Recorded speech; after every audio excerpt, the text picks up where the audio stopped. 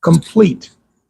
So we're going to talk about the philosophy of absurdism. Has anybody here not heard of that? Okay.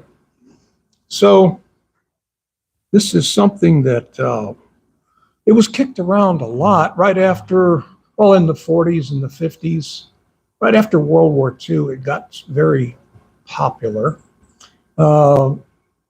America had won the Second World War. America was feeling like they were so strong and so special, and we've accomplished all there is to accomplish. And so therefore, what meaning is there to life? That was pretty common. It was an underlying theme in many movies back in the 50s and different things. So first of all, let me start out. By the way, stop me at any time with questions or comments. So I'm going to start out with I know you know what the word absurd means, but I always find it's refreshing to me anyway, because I'm not the brightest star in the sky, but it's nice for me to read the definition. So absurd, as an adjective, it means utterly or obviously senseless, illogical, or untrue, contrary to all reason or common sense, laughably foolish or false. Synonyms: nonsensical, ludicrous, silly, irrational. All right, that sounds pretty absurd, doesn't it? As a noun, the quality or condition of existing in a meaningless and irrational world. Now, this isn't mine. I got this right out of the dictionary online. So this philosophy of absurdity, well, let me read a little bit, and then we'll discuss it, and we'll show its weaknesses when we translate it into the real reality. They believe that they're examining reality. So, but let me read this and then we'll discuss it, okay? All right, this is the philosophy of absurdity, which focuses on the conflict between human beings' desire for meaning and the chaotic, indifferent universe. And at its core, it suggests that life often feels pointless or devoid of inherent meaning, leading to a sense of absurdity. Sounding more and more absurd as we go along, isn't it? This idea is most famously associated with existentialist thinkers like Albert Camus, who popularized absurdism through his works like The Myth of Sisyphus, 1942, and The Stranger, also 1942. It was a busy year for him, wasn't it? Where he argued that the search for meaning in a meaningless world can result in frustration and despair. Has anybody ever thought like this? What the heck's going on? What's the meaning of it? I think we've all been there. Some of us get there and stay there for a long time trying to figure out, what does this all mean? How do I make any sense out of this? So we're not the first. This is common. We go on, and the answers, if you studied Bhagavad Gita, you'll pick up right away on this description on what's wrong with this philosophy. If you haven't already, you will, or you should, or you will next time. Absurdism starts with the acknowledgement that humans seek clarity and purpose, yet the universe offers none.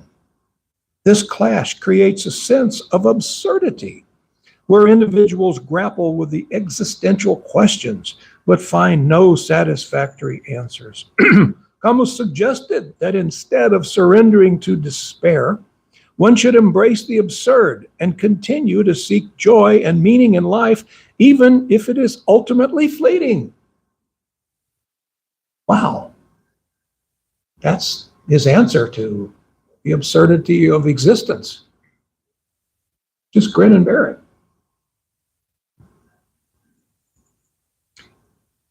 To illustrate this, consider the experience of a person trying to assemble a complex puzzle with missing pieces. They may spend hours searching for the missing parts, growing increasingly frustrated. Yet, instead of giving up, they might choose to appreciate the beauty of the pieces they do have, realizing that the experience of assembling the puzzle can be meaningful in itself. Like sometimes I hear people, just the other night, a week or so ago, someone was saying in Krishna Cove that the journey is the goal. In other words, it doesn't matter about the goal so much as the journey. The journey is so important. So I question that logic. That doesn't make any sense to me. In other words, you're trying to put together a puzzle. All the pieces aren't there. So you can't finish the puzzle. You can't make any sense of it.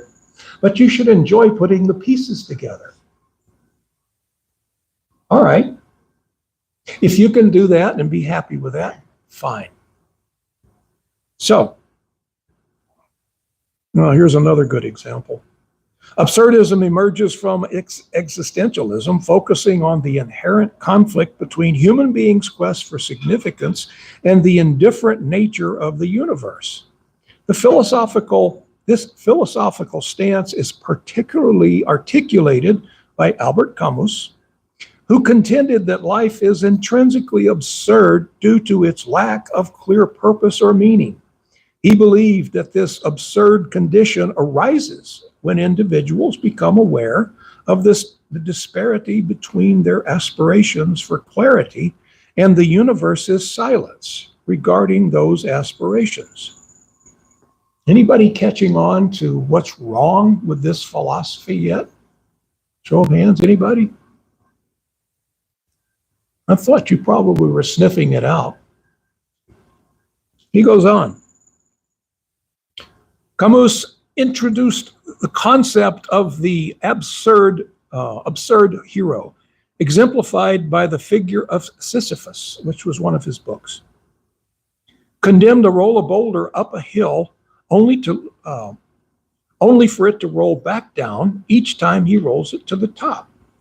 So Sisyphus was a king that, it's a long story, but he was cursed to roll a big boulder up to the top of a hill.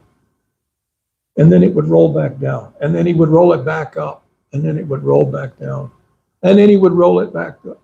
So that sounds pretty absurd, doesn't it? But the philosophy is that you should find joy in that. Because we don't have anything else for you. So you're cursed to roll the boulder. And so every day you get up and you start rolling your boulder.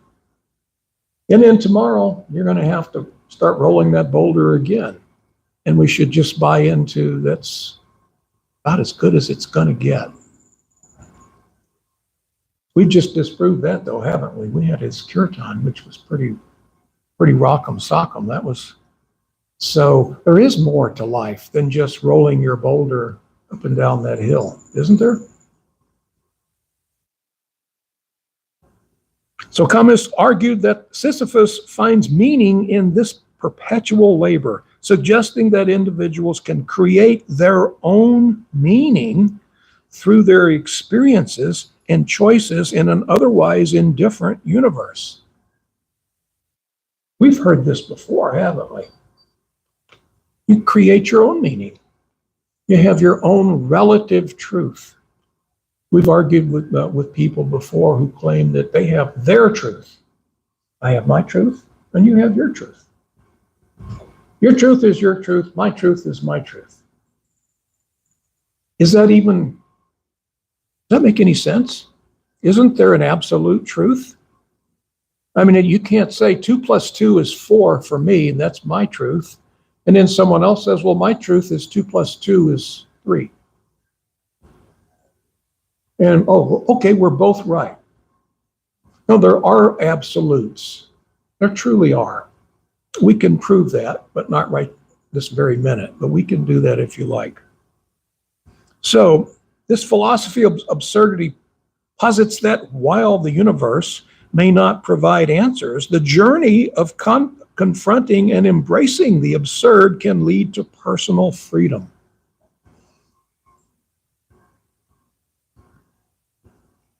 It encourages individuals to live authentically and passionately, crafting meaning even when faced with an incomprehensible reality.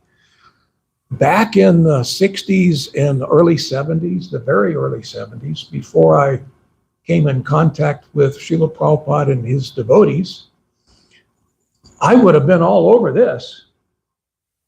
No? Boy, this sounds like something great to kick around at a party, isn't it? I'm finding my own, I find my own freedom. My own freedom. So what was wrong with this? Does anybody want to offer? What was wrong with all of these paragraphs that I read? Yeah. Kind of like a stretch, like trying to beat the rice out of the empty husk, or trying to find pleasure in some pleasure that's not there. It's like, right.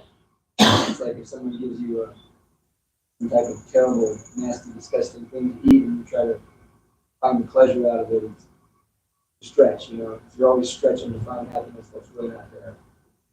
Yeah, they give you something to eat and it's all stale and moldy, lying to yourself. But you eat it anyway and say, "Ooh, this is so good." Num, num, num. Give me more. But it's all yucky. Oh, no. That's your truth. My truth is this is just delightful stuff. So, but what I was looking for someone to observe is that you notice what he repeats here again and again. He's talking about the universe, okay? The indifferent universe. He's trying to find meaning out of a chaotic, indifferent universe. The universe offers it offers you no truth. It offers you no explanation. What's the other one? Well, again and again, he mentions the universe here. So here is the problem. You're looking to solve a question within this universe. You're accepting that this universe is real. Well, it is real, but it's just a temporary thing. It may not look like it, but this whole place is winding down. When something is created, it's according to anything in the material world. According to Bhagavad Gita, Krishna is here in the form of Kala, time.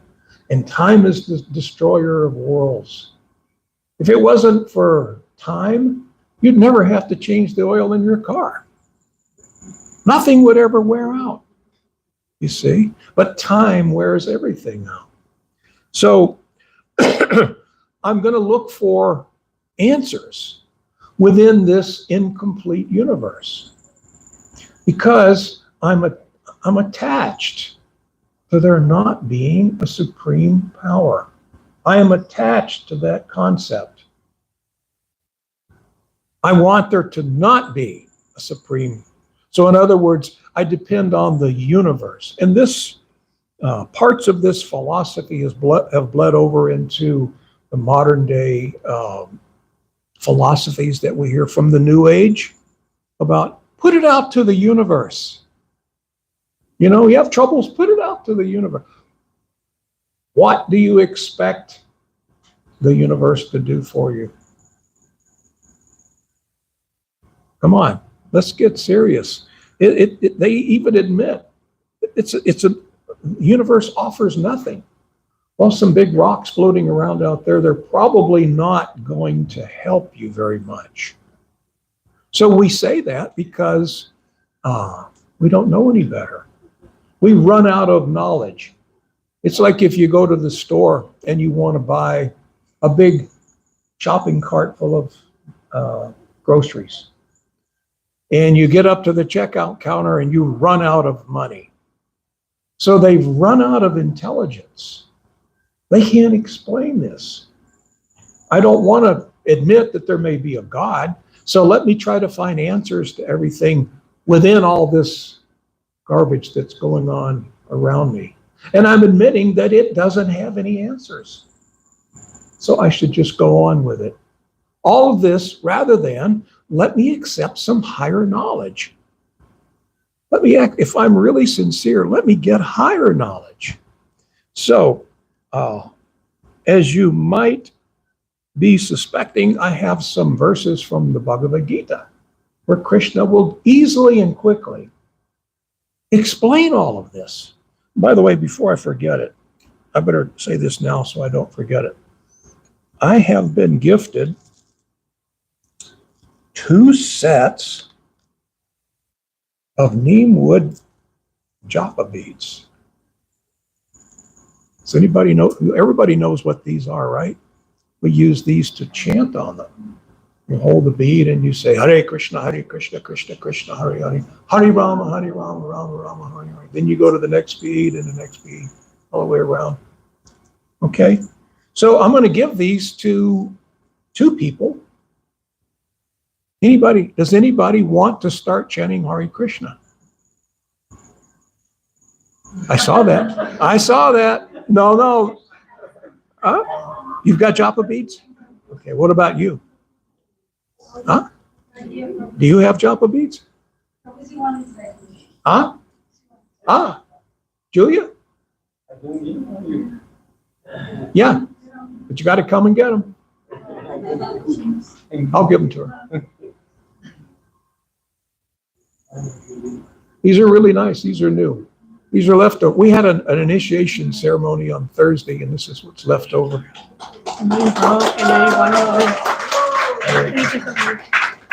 Good to see you. Who else? I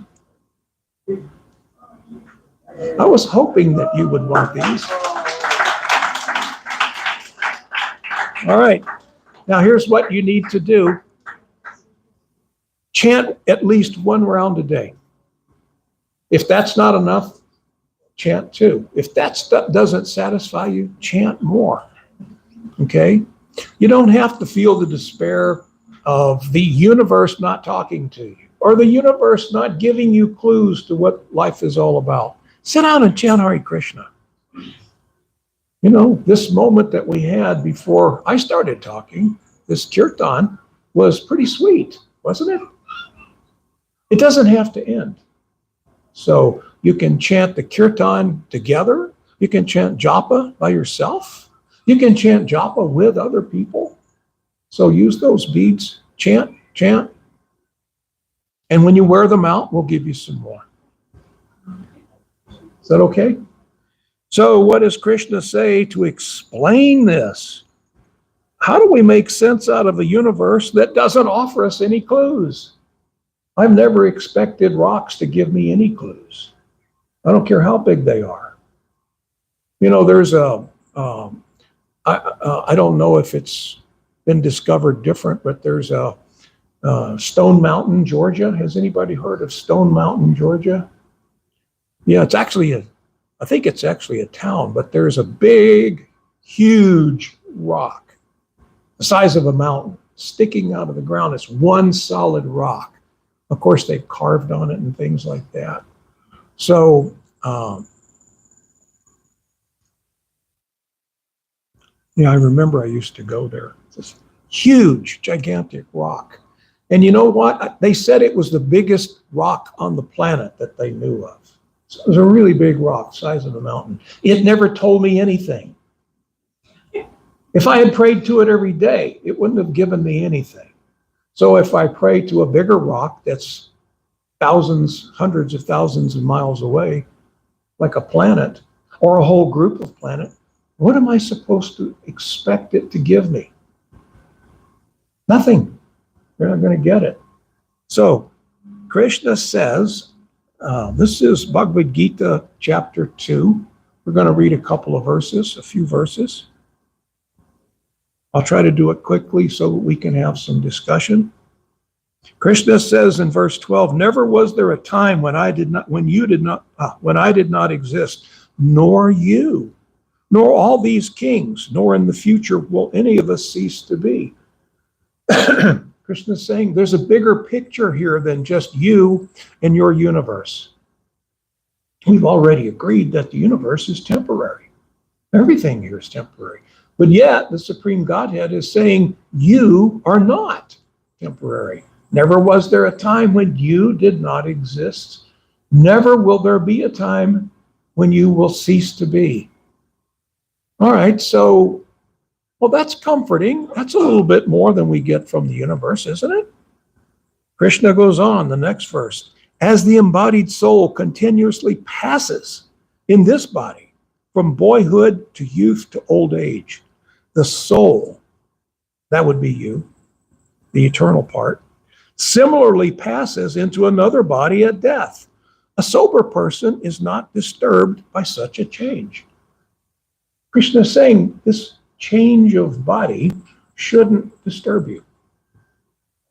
Because there never was a time when you did not exist, and there'll never be a time when you will cease to be. You don't suffer from this. As a matter of fact, there's going to be a time, if you live long enough, when you're going to realize this body is pretty much worn out. We need to dump it. I need a new one. What will you do at that time? Will you just disappear? Time takes away this old wrinkled body. It turns into a dead body. What about you? What are you going to do? Well, there's never a time when you will cease to be. So you go on to the next body. We shouldn't find that as disturbing. That should be comforting. I don't die with the body.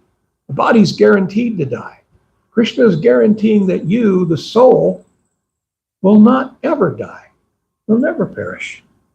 So Krishna goes on the next verse. O son of Kunti, Arjuna, the non-permanent appearance of happiness and distress and their disappearance in due course are like the appearance and disappearance of winter and summer seasons. They arise from sense perception, O son of Bharat, and one must learn to tolerate them without being disturbed. Krishna is trying to keep you from being disturbed by giving you knowledge. Happiness and distress come. I mean, we can try to make things happy. Sometimes we try real hard to get happiness in our life, and many times we're successful, but it goes away again.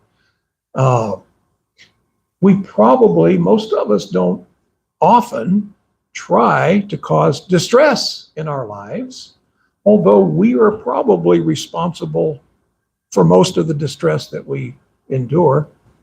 We don't look for it, but it comes anyway.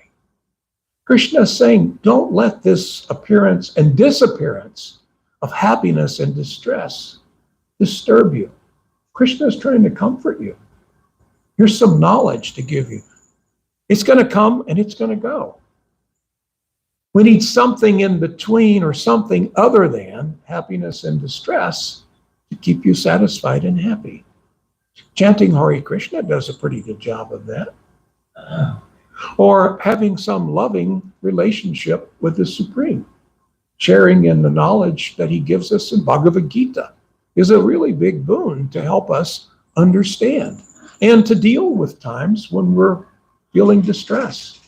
We need some knowledge when times are hard. We need help. We need advice. Best advice you can get is from Guru, Sadhu, and Shastra. Your Guru, Diksha, Shiksha Guru, someone in your life that's a spiritual teacher, the sadhus, those who are saintly persons, or Shastra, Bhagavad Gita, Srimad Bhagavatam, Chaitanya Charitamrita. So that's where we get our comfort. This is where we get our intelligence, and it's there to help us in times of distress. So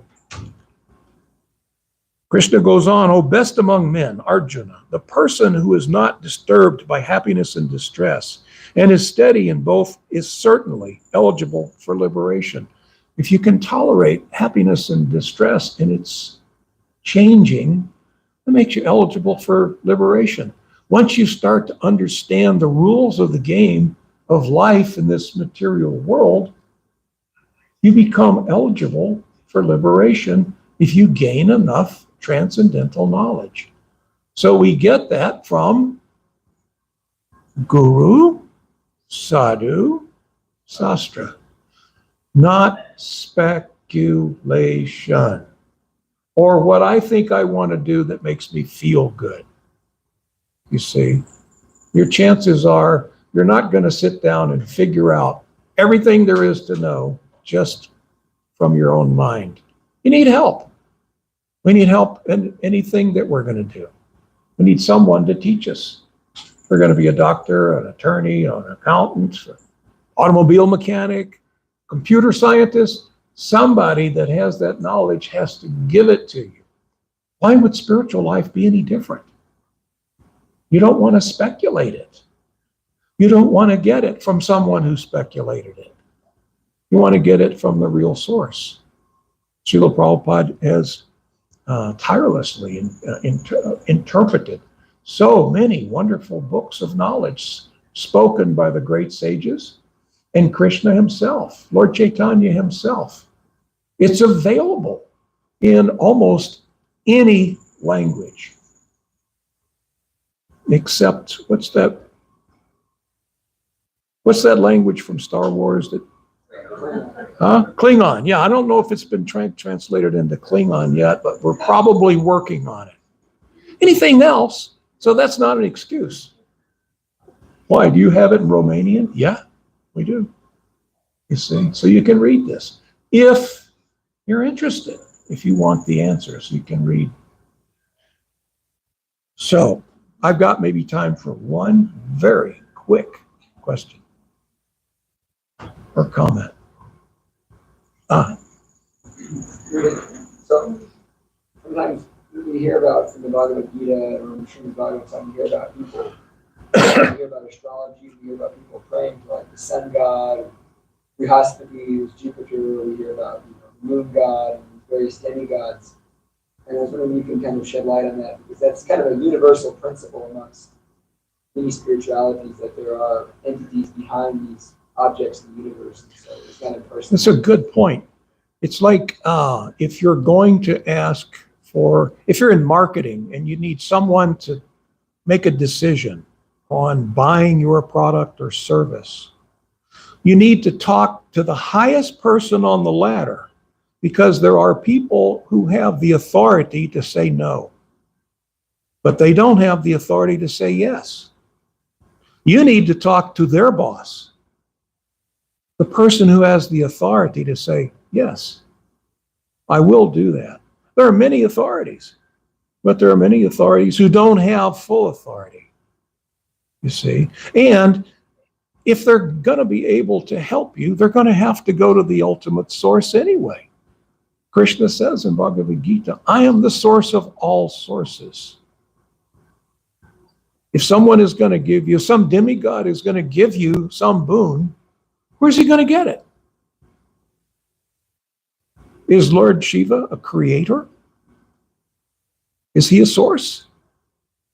Or is he a conduit for a source? Krishna is the source. Any demigod, if they're close enough to Krishna, they can take from Krishna and give to you. I was just thinking, acknowledging that there are, rather than seeing these things like we see like the planet, but also we understand there's a personality, there's a soul behind it. It's like, if I want to approach you, I don't go and pray to your cloth or your clothes, I pray to you. But this absurdity philosophy isn't ready to deal with things like personalities, because it's based on, I am this body. Why? We're just stardust. I mean, we've heard that, haven't we? I am this body. I'm recognizing this body. I'm not recognizing my personality as an eternal living entity. I'm not recognizing a personality. If I can't recognize my special personality, I sure can't recognize the personality of the sun god. You see? Because I don't do that. I'm an impersonal thinker, rather than the personal thinker who knows there is a supreme personality. All right, I think we've come to the end So thank you all so very much. Stay ready, because we're going to do more kirtan and more dancing, and then we're going to feast a little bit, aren't we? All right. So thank you all so much. All glories to Srila Prabhupada. Hare Krishna.